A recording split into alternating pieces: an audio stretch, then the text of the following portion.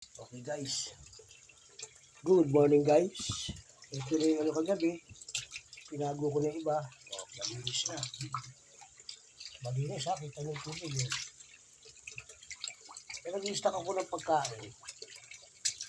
Yung mga aplikante ba nito? Yan. Pinauulam ko sa kanila.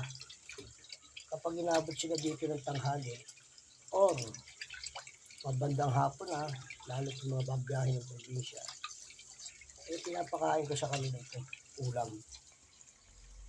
Kaya nag-i-stock ako ng ulam.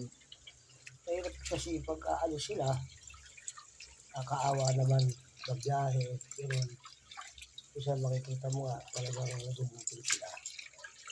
Ano kanilang napakalinis. Lilinis ko na. Buhay yan eh. Tataba oh. May order pa uli ako sa farm.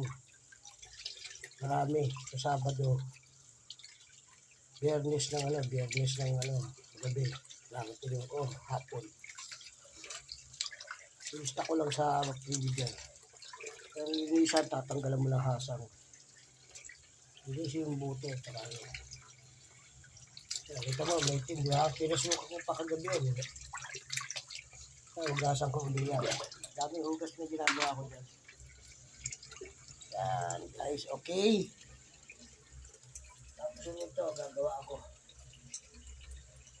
Tapusin ko itong bahay ko. Hanggang tayo ng katawan ko. Okay.